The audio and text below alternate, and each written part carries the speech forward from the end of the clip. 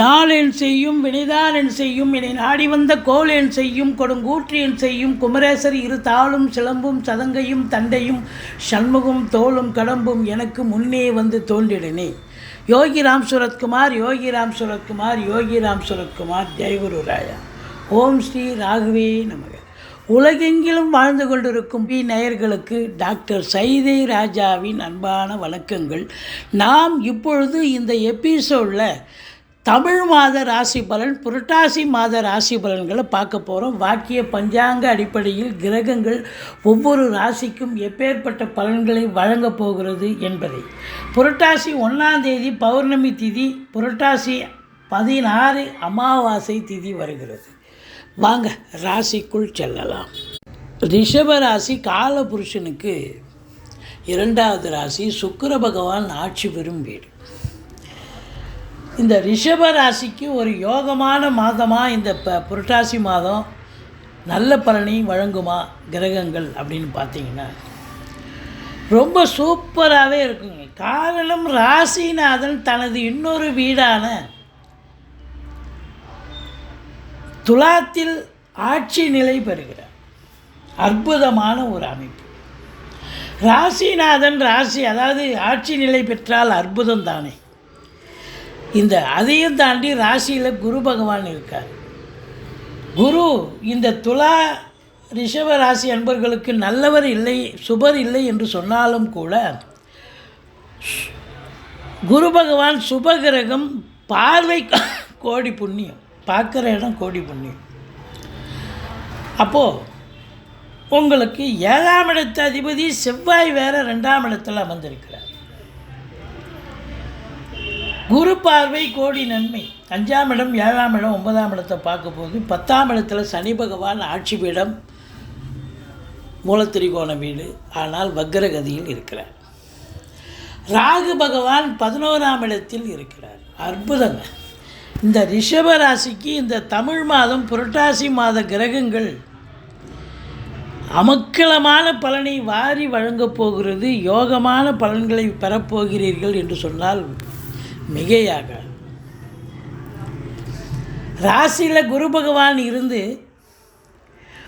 உங்களை தெளிவான சிந்தனை, செயல்கள், எண்ணங்கள் ஏற்படுத்தி தொழில் ரீதியாக, உத்தியோக ரீதியாக உங்களுடைய எண்ணங்களை விரிவுபடுத்துகிறார். கற்பனை வளம் பெரிதாகும் அப்படின்னு சொல்லலாம்.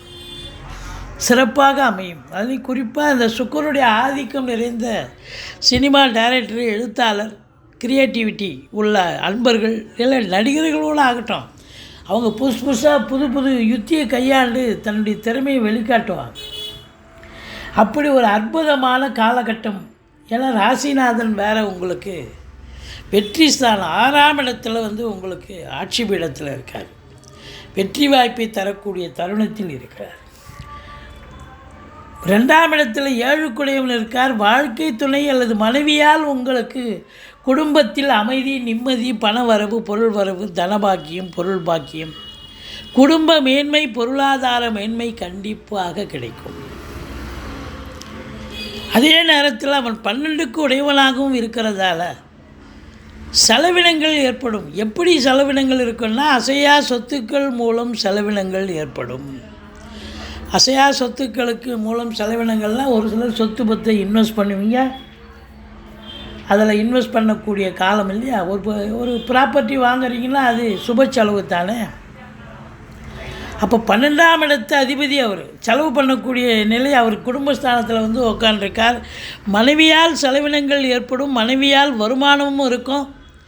அசையா சொத்துக்கள் ஒரு சிலர் வாங்கக்கூடிய சூழலும் இருக்கிறது. இப்படி பல அற்புதங்கள் நடக்கக்கூடிய ஒரு மாதமாக இது விளங்கப் போகிறது. 4ஆம் இடத்தை சனி பகவான் பார்க்கிறார். 4ஆம் இடம் என்பது மாத்ருஸ்தானம், தாய் ஸ்தானம்னு சொல்லக்கூடிய இடம். அப்போ அந்த ஸ்தானத்தை சனி பகவான் பார்க்குறாருன்னு சொன்னால், அப்போ தாய்க்கு தேக ஆரோக்கிய குறைவு ஏற்பட்டு மருத்துவமனைக்கு அழைத்து சென்று செலவினங்கள் செய்யக்கூடிய ஒரு மாதமாக விளங்கும்.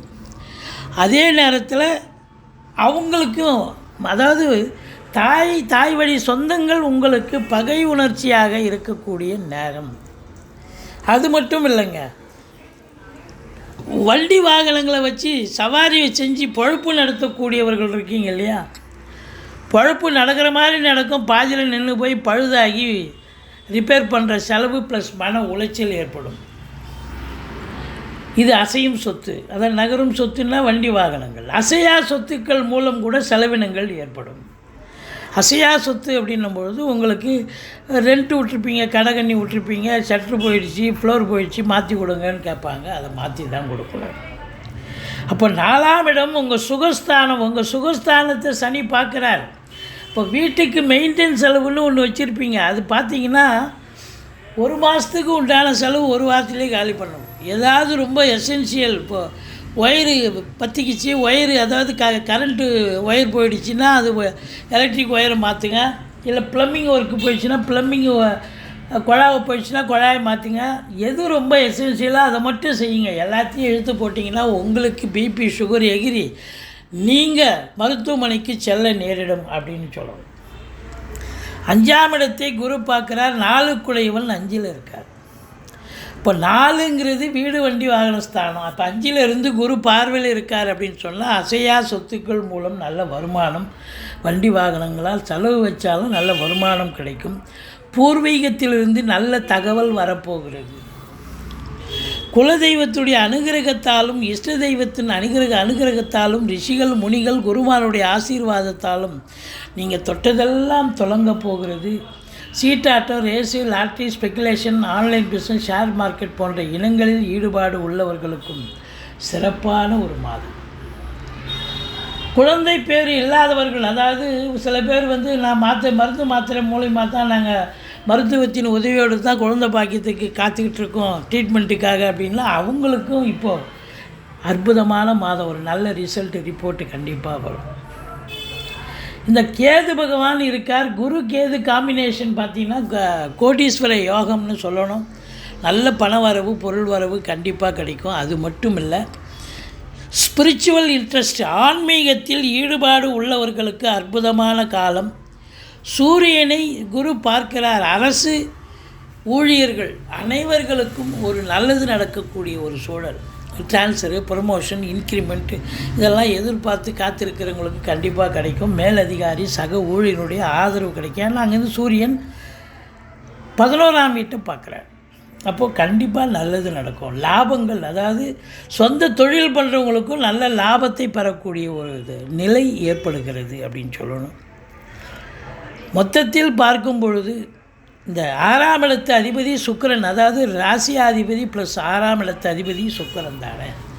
அவர் ஆட்சி பீடத்தில் இருக்கிறார் என்று சொன்னால் கலைத்துறையில் பணியாற்றக்கூடிய அன்பர்களுக்கு ஒரு அற்புதமான ஒரு மாதம். ஏதோ அது என்ன வருஷம் பூரமாக ஆட்சி பெற போகிறார் சுக்கிரன், நல்ல நிலையில் இருப்பார். ஒரு இடத்துல, இந்த இடத்துல இவர் ஒரு மாதம் அங்கே தானே இருப்பார். அப்போ இந்த ஒரு மாத காலம் கண்டிப்பாக அவர் நல்லது செய்வார். அவரால் நன்மைகள் பெறுவீர்கள். கண்டிப்பாக எதிரிகள் ஓடி ஒளிவார்கள். கடன் சுமை படிப்படியாக குறையும். கோர்ட்டில் கேஸ் எதாக இருந்தால் சாதகமாக தீர்ப்பு வரும். சொந்த தொழில் செய்யக்கூடிய அன்பர்களுக்கு நம்பிக்கைக்கு பாத்திரமான பணியாளர்கள் கிடைப்பார்கள். 7ஆம் இடத்தை குரு பார்க்கிறார். திருமண வயதில் இருக்கும் ரிஷபராசி அன்பர்களுக்கு திருமணம் ஏற்பாடாகும். இதனால் வரைக்கும் பேச்சுவார்த்தை சரியாக இல்லாமல் இழுத்தடிச்சிருக்கலாம், முடிவு இல்லாமல் போயிருக்கலாம். இப்போ பார்த்திங்கன்னா சட்டுப்பட்டுன்னு முடிவாகி வீட்டில் கெட்டி மேலே கொட்டக்கூடிய நேரம் வந்தாச்சுன்னு சொல்லணும். நண்பர்கள் உதவிகரமாக இருப்பார்கள். கூட்டு தொழில் செய்பவர்கள் கூட்டாளிகளும் ஆதரவாக இருப்பார்கள் அப்படின்னு சொல்லணும். ஏன் அது மட்டும் இல்லை, எதிரோடு பக்கத்தோடு அக்கம் பக்கம் வேலை பார்க்குற இடம், தொழில் பண்ணுற இடம், உத்தியோகம் பார்க்குற இடம், எல்லா இடத்துலையும் உங்களுக்கு ஆதரவுகள் பெருகும் என்று சொன்னால் மிகையாகாது. அற்புதமான ஒரு மாதம். அடுத்தது 9ஆம் இடத்தை குரு பார்க்கிறார். நீங்கள் உங்கள் ஜனனகால ஜாதகத்தை பார்த்துக்குங்க. வெளிநாடு போகணும்னு ஒரு அமைப்பு இருந்தால் நீங்கள் இந்த காலகட்டத்தை பயன்படுத்தி கொள்ளலாம். கண்டிப்பாக உங்களை இந்த ராகு பகவான் வெளிநாடு அனுப்பி வைப்பார் கண்டிப்பாக.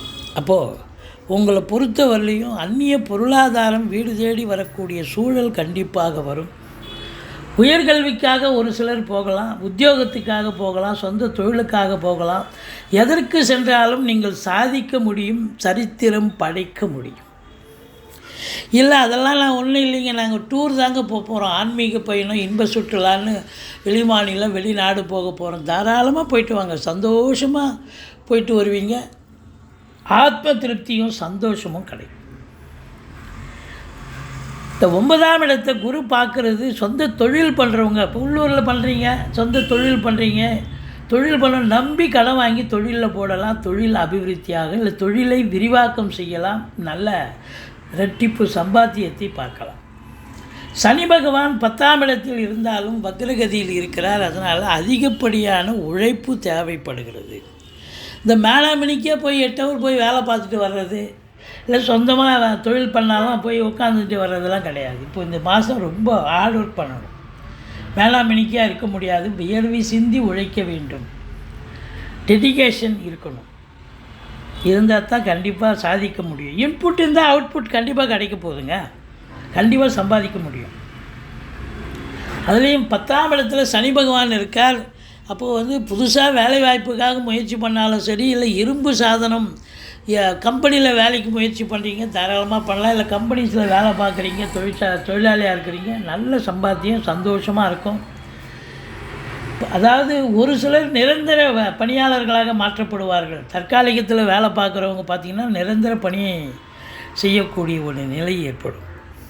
இந்த ராகு பகவான் 11ல் அடா சூப்பருங்க, கொடுத்து வைக்கணுங்க. 11ல் ராகு இருக்க கொடுத்து வைக்கணும். இந்த காலகட்டம் ரிஷபராசியில் பிறந்த அன்பர்கள் நம்பி வெளிநாடு போகலாம், நல்ல சம்பாத்தியம். உள்நாட்டு வாணிபம், வெளிநாட்டு வாணிபம், ஏற்றுமதி இறக்குமதியாளர்கள், ஷேர் மார்க்கெட்டில் இன்வெஸ்ட் பண்ணுறவங்க, ஸ்பெக்குலேஷன் பண்ணுறவங்க, ஆன்லைன் பிஸ்னஸ் பண்ணுறவங்க, ஹோட்டல் பிஸ்னஸ் பண்ணுறவங்க, இவங்களுக்கெல்லாம் ஒரு சிறப்பான காலம். 12ஆம் வீட்டை சனி பார்க்கிறார். டென்ஷன் இருக்கும், பரபரப்பு இருக்கும், மந்திச்சோட்டமாக இருப்பீங்க. சில நேரத்தில் உங்களுக்கு தேக ஆரோக்கிய குறைவு கூட ஏற்படலாம். இருந்தாலும் மற்ற ஆஸ்பெக்ட்லாம் சிறப்பாக இருப்பதால் இந்த மாதம் சாதிக்கப் போகிறீர்கள், சரித்திரம் படைக்கப் போகிறீர்கள்.